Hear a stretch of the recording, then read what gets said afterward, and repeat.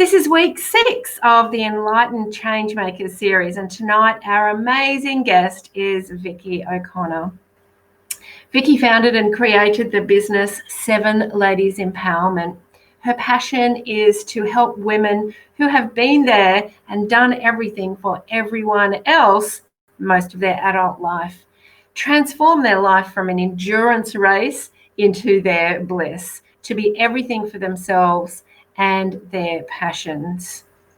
From this up-leveling of their vibration, they contribute a ripple effect of positivity to the world, lighting up the world one woman at a time. And I just want to read you a little bit about Vicki's mission.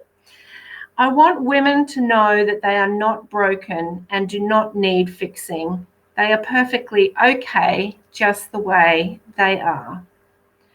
When women unite for a common cause, powerful changes happen. The reawakening of women to their inner power, wisdom, and gifts is going to be the change the world so desperately needs.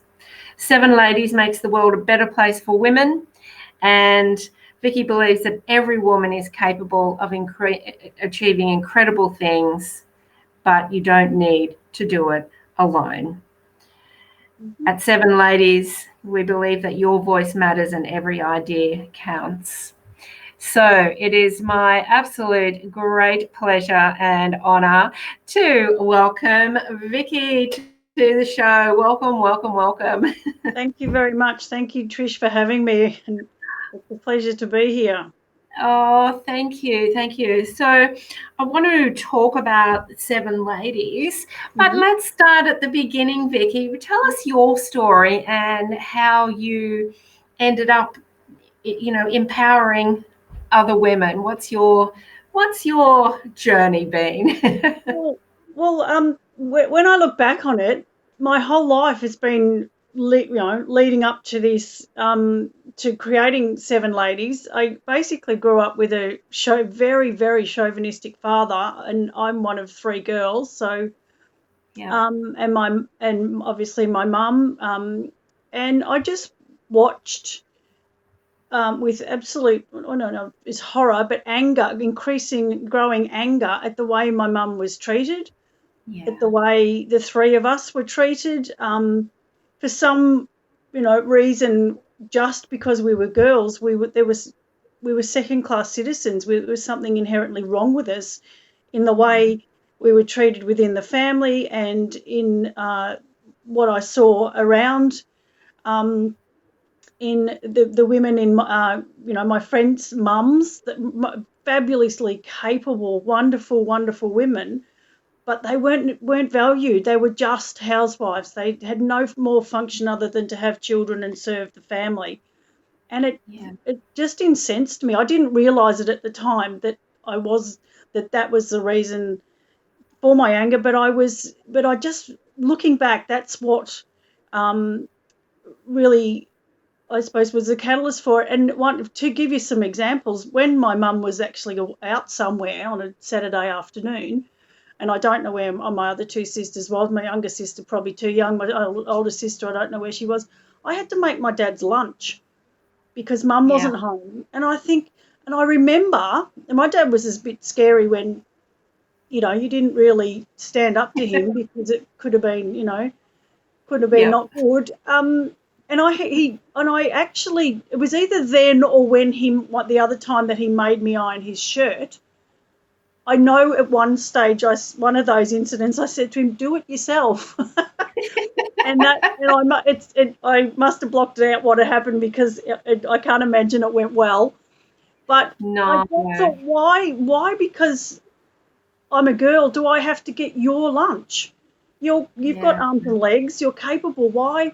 And it's a lot of those sorts of things in my life. Just watching, there was a lot of inappropriate talk about women in our family, particularly from my father. Of you just body parts, like the women on the TV were, and I don't know. It's not right. It just put a fire in my belly.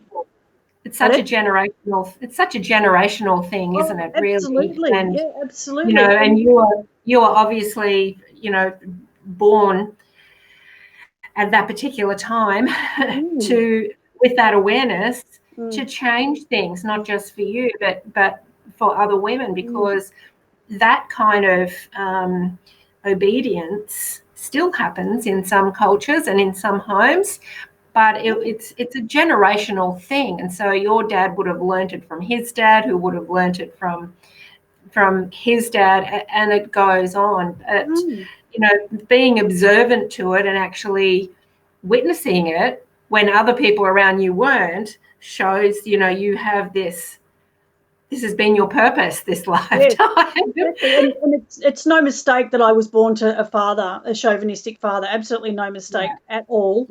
Funnily enough, my grandfathers were very, very nice men. There was chauvinism on one side, but they were very nice men. And I just look back and saw the opportunities at school were, you know, and I'm, you know, of that generation. It was knitting, it was sewing and cooking, and that was it. And you couldn't do. And I was a real tomboy. I was always the only girl whenever we went camping, and I didn't see why I couldn't do what the boys did just because I had different body parts, and it really used to upset me. I think, well, yeah, I can do that, and I actually did. And my father, even on my wedding day, my dad did a speech, and he said, "I have 2 girls and Vicki." And because I was such a tomboy, and I, you know, I just railed against it my whole life, the way I saw women being treated, and it in a lot of cases it actually sort of made my blood boil, and still does sometimes. And I guess that kind of followed you when you left home, and, you know, you were in different workplaces, and then obviously when you met your husband, was it did you find like community that was more accepting of, you know, women being just as equal as men? Yes and no.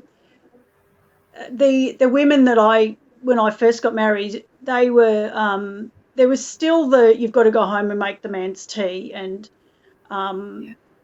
and even my mum said that to me. Oh, you know, he works very hard. You should make his tea. And I said, Mum, no.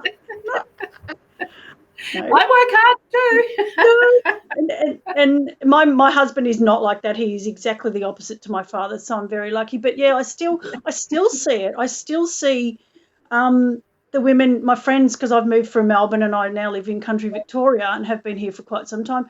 And I still see women deferring to their you know, their partner, their husband, whatever it is.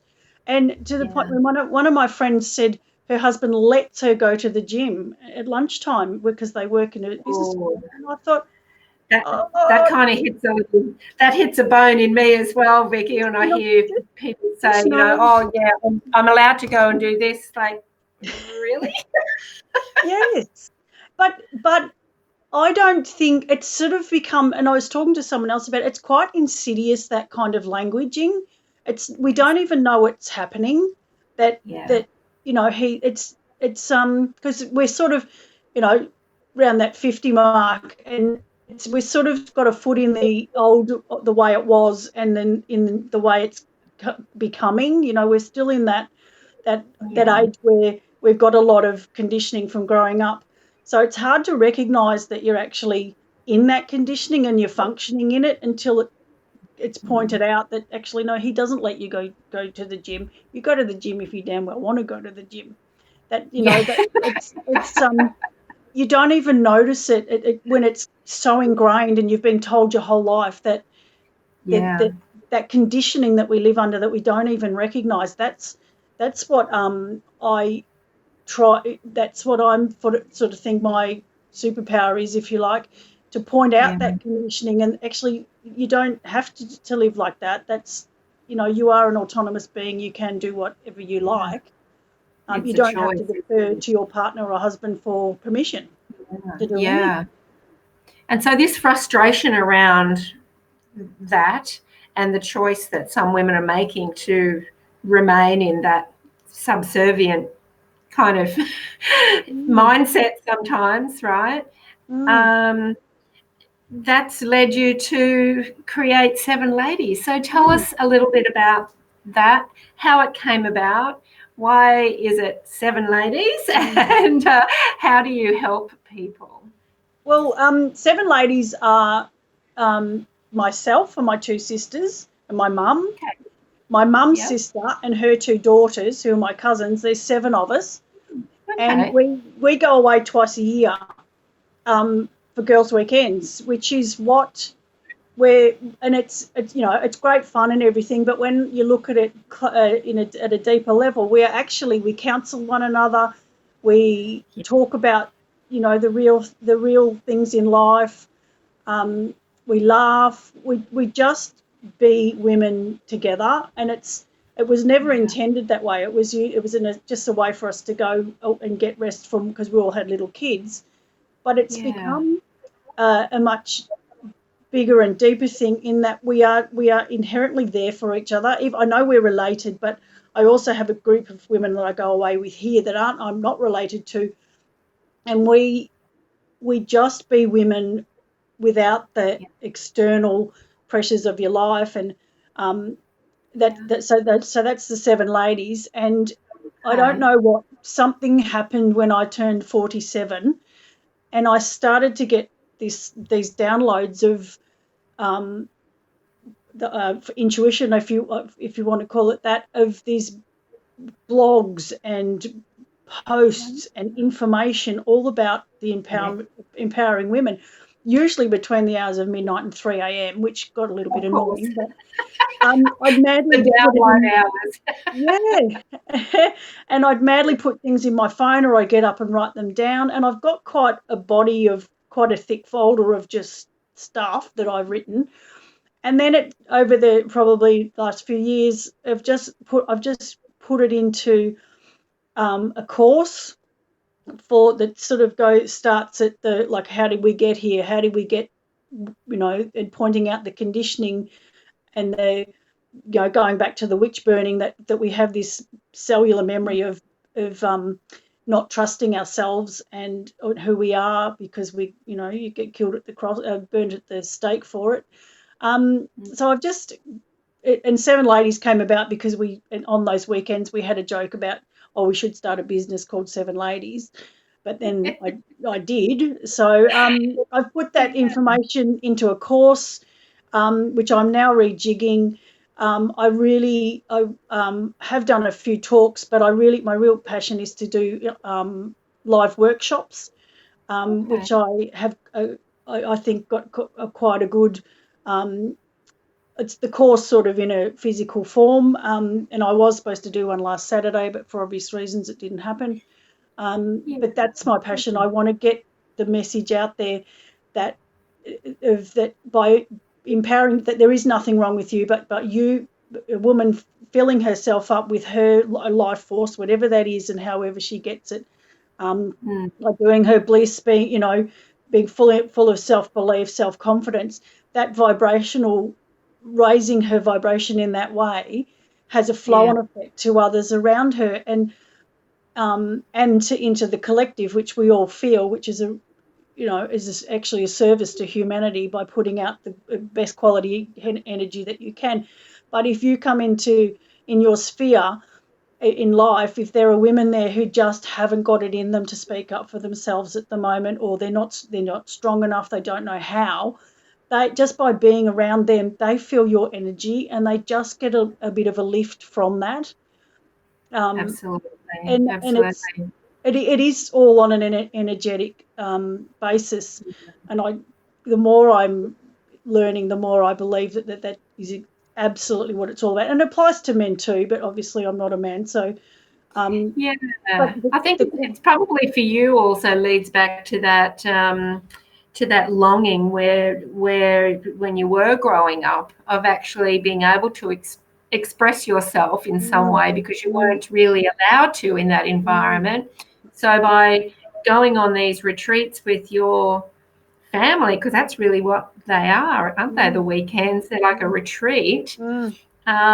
You created your own circle, your own women's circle, where you could be expressive and you could be honest and you could just be yourself, and that allowed other people to have that safe space. Yes. I think there's a lot of people globally who really need that safe space of those circles and that community. And for many people, this current situation has been a godsend, really, because it's forcing a lot of people to go online, so you can have that same circle and those same retreats for the moment as an online circle. And women gathering in those safe spaces, the non-threatening safe spaces, it gives us I don't know if you are familiar with, but in Melbourne there's a festival called Seven Sisters. Which is not, I know I'm Seven Ladies, but it's the reason I got Seven Ladies is a very personal thing. But the Seven Sisters Festival, and I've been lucky enough to have gone twice, and it's just phenomenal when you there's 2,000 women, and you didn't hear about it on the news because there was violence. You didn't hear about it at all, actually, but there was no trouble. It was women being women in a safe place, and they knew they were safe, and you could go to the toilet, walk a few 100 metres and go to the toilet knowing that you were perfectly safe. And I just believed it was the way the world should be, and that you could just totally be yourself. There was some people there, women there who, were no tops or were dancing, to the beat of their own drum and it was just a fabulous experience. And I'd really love to create that kind of environment in my workshops, that you can just be absolutely who you are in this environment with no judgment whatsoever. You do you, girlfriend, and I'll do me my way, and leave each other alone to just do and be who we are. There's a really big call now for that, and on an energetic level for the Seven Sisters Festival has always booked out. Thousands of women go to it. It's an amazing event, and I think it's because of that safe space, plus all the learning people get. But wouldn't it be lovely, and I'm sure this is the world you're helping energetically to create, to be able to free dance or be yourself and not have to cover up so much all the time just because it might intimidate somebody else, man or woman. Women get intimidated by that too. So, just to be free. The other festival that's really like that, but involves men and women, is the Burning Man Festival. Have you? I've heard of it. That? I've heard of it, but I'm not familiar with what it's about. I haven't looked into that yet. That really is a place where, males and females are just free to be themselves there. But, those people who are non-judgmental go to that. So, it's beautiful, just like the Seven Sisters event. So with your events, it sounds like they're just going to grow and grow and grow, Vicki, because there's such a calling for it. And once you create, a community of like-minded women who have a safe space, it just grows. It just extends from there. So, as long as breathe, as well as the get-togethers you have, the weekends, and the course now that you have written, do you have bigger or other vision of where this is going to take you in the future? Yeah, well, I have two. My big grandest dream is to create a movement or groundswell or whatever you want to call it of women who utterly and fundamentally accept themselves, have lost all self-judgment, and then they pass that gift on to all the other sisters and women in their life, so that we Yes. can leave our houses every day or get online and do whatever we need to do every day, knowing that 51% of the population has our back, that Yes. that we all agree at an energetic level to just stop judging each other. Because even today, I was in a group that a goals group that I'm in, 6 very capable women, and within that, and even myself included, how do I look on camera? Am I saying stupid things? Am I asking stupid questions? We all had this little secret that we hadn't read the book that we were supposed to read, and someone admitted it last week, and everyone said, "Oh, I haven't either." At a fundamental level, we all have the same need to belong, and we all worry that we don't belong in some way, whether it be how we look or how we are, or we're too big or too small or too something or other. That we all have those insecurities. So if we acknowledge that we've got them and go, oh, well, so what? So's everybody else. Get on with our day and not worry about what anyone else is thinking, because we know that they've got our back. Imagine how freeing our lives would be. It would Absolutely. just be fantastic to be able to walk out knowing that that woman that you walk past, she probably doesn't even notice you, but if she did, she'd go secretly, you know, in her mind go, I see your sister, I bless you, on your way, you do you. Yeah.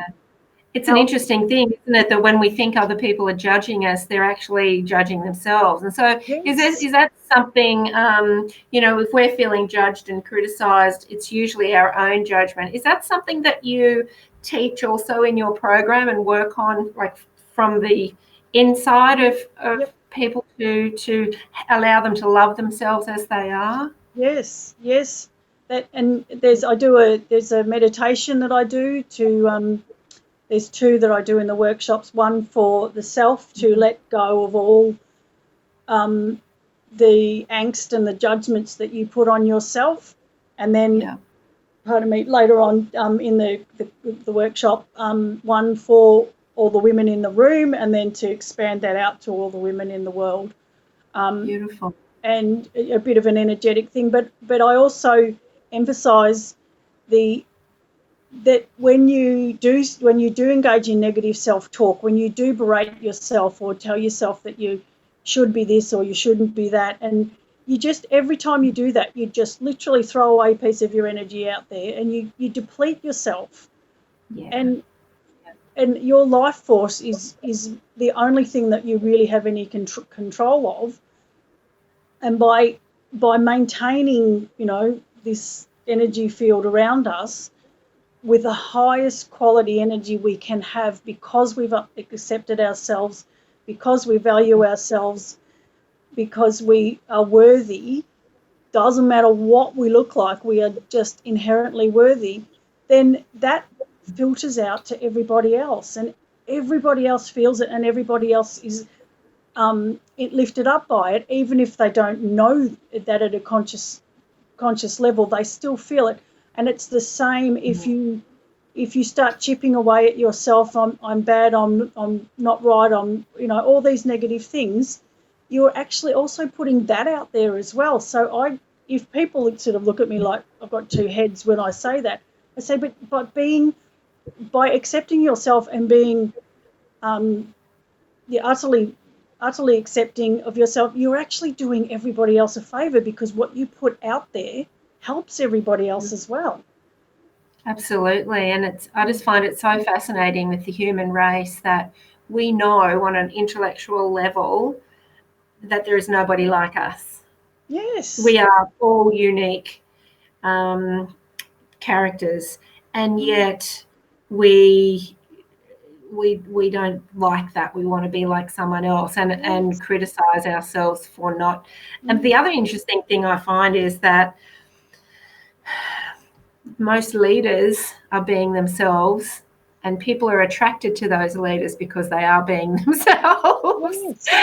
and yet there's this thing inside them that continues to judge themselves, and I think it's really important work that that all of us light workers and energy workers are doing in this world to firstly love who we are and then make that a safe alternative for everybody else as well, because it invites people, it gives people permission, doesn't it? So, well, she's just being herself, then I can as well. Where do I start? And So ironically, the people, the leaders out there that are being authentic and are willing to be vulnerable and show their supposed flaws or their errors or their mistakes, they're the ones that people are drawn to because it's a leveler. It's, oh well, they do it too. I do that thing, or I ask stupid questions, or I do silly things. Like literally, I was making a video in my hallway because my house is very, very small and I've got limited space. I had the MacGyver thing, that everything, the phone blue tacked on the wall, and and it literally, I've even been speaking and it slid down the wall and I've had to start again. But I had a picture propped up on another picture, a really big one propped, and the stupid thing fell on my head while I was talking. Oh no. And stupid me, see, I've just done it myself. I deleted that video, but I thought I should have kept that and got a snapshot of it and said, this is the glamour of, being in your own business, because I literally had the picture on my head and I was going, like that. Like we all, absolutely nobody is perfect. And the sooner we realise that, the better, that we all have foibles about us, and that makes us, it makes us authentic. There's people see through other people who aren't real.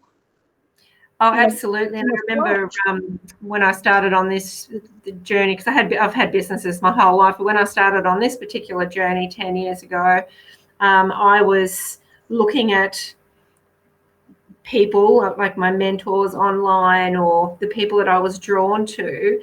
And I just thought, God, I'm never going to get there. I'm never going to be like them. Nothing goes wrong for them. Their life's perfect, blah, blah, blah. But, they're really happy and vibrant because, they're making all this money, all the rest of it. I had it the wrong way around. And when I think it was a couple of years of that and really being hard on myself. And then I finally found some people that were, saying, hey guys, I have bad days too. And that's when you can really relate to that and go, oh, thank God, there's nothing wrong with me, because I have bad days and they do. And, and that whole, I'm not as good as them because they're so vibrant and everything. And it's because of their lifestyle, but their vibrancy and their quietening of their inner critic is what brings that to them. That's what brings that joyful life to them. So I think it's really important to have that authenticity in leadership now and not focus on the victim mindset, but certainly let people know that things do go wrong, right? None of us is perfect. Exactly. Well, look at Celeste Barber. She's amazing. She's made an absolute, like a massive career out of not being perfect. She's and she's nothing but herself, and she's got gazillions of followers because we can relate to the woman in the undies up to her, boobs. We can relate to the woman who can't walk in high heels. Because that's us, and it makes us it makes us all one when we think, oh well, that she comes across like that, but actually she makes the silly things too. And I tell you one example that really, really stuck with me years ago when I was like thinking someone else was better than me, and it was when my girls were little. I was taking them to school, and there was a woman that I'd see most days, and she happened to be a few metres in front of us with her kids. Beautiful figure, and I'd always had weight issues, or thought I had weight issues. It was all in my head. But I thought, oh, I wish I had a figure like that. Well, about 2 weeks later, I found out that woman had breast cancer. And I thought, I'd rather look like this than have breast cancer. And it was a real wake up call for me that's just, she maybe she's like that because she can't eat because she's, tube fed or something. Who knows? But it was a real wake up call to not be envious of what other people are. And the other thing is that when people have their opinions of you, it's only a snapshot of you that they've made that opinion of. It's you're the only person. You're the only it's usually their fear as well. Yeah. Yeah, you're the only person on the planet who really knows the real you. Even your partner, your kids, your parents, your siblings, the closest to you, they only know parts of you. They don't know the real you. So anyone else with an opinion, it's only on a part of you, not the real you or the whole you. So they can't make a totally informed opinion because they don't have all the information at hand. So mostly it's their own insecurities that are making the thing anyway. So, it's like you just have to not take anything personally because it's got nothing to do with us. It's really got to do with them. But what I like to inquire when that happens to me, I like to ask myself, why did I create that situation in my life? What's it showing me? And that's the real empowered kind of stance on it, rather than poor me, why did they pick on me? And I feel that that's what you're doing in these circles, is really bringing that empowerment to more and more women who just stop beating up on themselves so much. And because most people put out what they put out there on social media or for other people to see is the best version of themselves in that moment. It's not, you don't see them in the fetal position sucking their thumb in the corner at home because dinner's fallen on the floor. You don't see I know that place. They're not going to put that out there, I can't think of some examples, but we've all done ridiculously silly things at home. Like I got the man across the road to come and help me walk with me inside my own house in Melbourne because the front door was open. As soon as I stepped in there, I saw the groceries that I just put on there before I went out to the letterbox, and then I went, oh, the front door's open, and I had to pretend that I hadn't already been in the house once I realised how silly I'd been. That's funny. Oh, dear. So we all do these things. We're all the same, but we all try and pretend that we're not, but we just are. I know. And as I said, on an intellectual level, we know that nobody else is like us. So what's the best way for people to join you with your work, get involved in your programs, get involved in your retreats? I've got your website address here on our little runner, and it's also in the description. Is that the best place for people to find out more about what you do, Vicki? The website, it's probably got the most information. I've literally today just put on a guide. I call them guidance sessions. I don't like the word coaching so much, but it's called self-care and isolation. So once we're all in this, in this pressure cooker situation with our families being so close for so long that we're not entirely used to, how to practice self-care and basically do it without the guilt. I've just put that up there today. Some how wonderful. 1 hour sessions or a block of 4 or however many people need, I'm happy to do. There's a quarantine care pack on there as well that's free. That's just a few things I put together. I saw that. Yeah, that's lovely. And I think there are people reaching out for support at the moment, and I think the people who are isolated with their families and haven't got much space at the moment, but there's also the other end of that spectrum as well, the people who love being around other people but are isolated on their own right now. So that sounds like that will help both of those spectrums.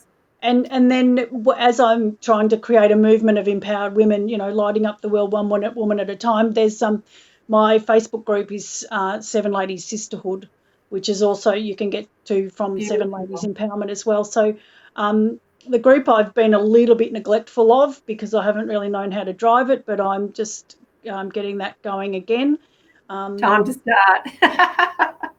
It is time to start. Yeah, you know, you can't.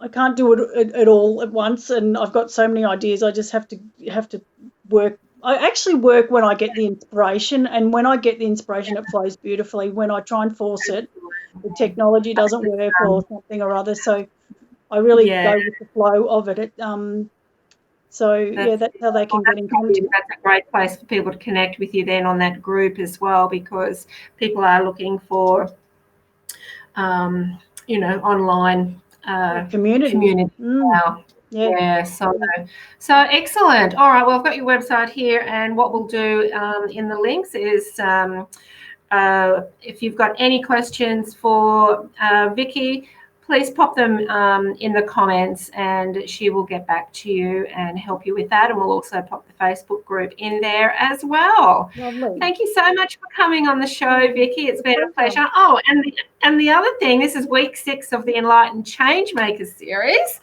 so I get to show the book again. So this is the so we are part of a group called the Enlightened Changemakers, and we are in the magazine Holistic Bliss every month in the middle spread. Ooh, da-da-da-da. And we are all enlightened change makers in our own way. And Vicki, what does it mean to you to be here in this really powerful collection of people?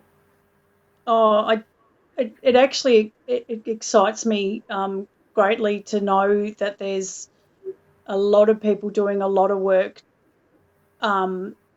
for the collective, for humanity. It's actually, I even with this virus, I know it's not great for some people, but I think these are very, very exciting times, because I truly believe we are coming together as one humanity, and there's a lot of proof of that happening at the moment. And the collective, the Enlightened Changemakers, are just one small part of that, that we're all doing our absolute best to create a better world for everybody else.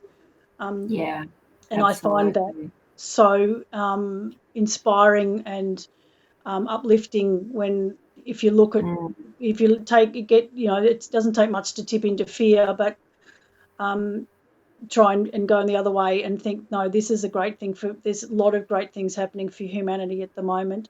And just so quickly, did you ever think you'd be in a centerfold? I know, right?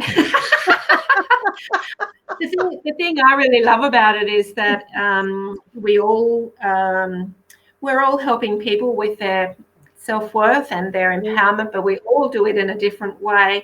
And we're all very happy to be there as a collaborative group. There's no competition. There's no jealousy. We're just a group of leaders there together, helping anybody who comes to that page to know that there is help there for them. And I just think that's, you know, that's that real feminine energy rising in the society now, the age of Aquarius, where there's collaboration and not competition. And that's something I've always spoken about in all of my businesses, is this collaboration and not the competition. So that's what I really love about it. And we've all come together we just pop off the page, I reckon. The energy is just like, whoa. And we know at a, you know, fundamental level, if one rises up, we all rise up. If one benefits, we all benefit. This life's not a competition. And if we all could that by me helping you helps me as well. So absolutely. It's a cycle. It's not linear. It's a cycle. And it's a beautiful message, and I'm sure that's part of how you empower, you know, your groups of women as well. So thank you. Have you got any final words you'd like to say to all our listeners? Oh, just believe in yourself and accept yourself as you are, because truly there is nothing wrong with you. Never has been, never will be. You are who you are, and what people think of you is firstly none of your business, and secondly doesn't increase or decrease your worth. You are worthy just because you exist. Beautiful. I love it. Thank you so much, Vicki. Oh, thank you. Thank you so much for having me. Oh, my pleasure. And thank you, everybody who's listening in today. Please connect with Vicki through her website or her Facebook page. And I look forward to seeing you all next week on Trish Rock TV. Thank you. Bye for now. Bye-bye.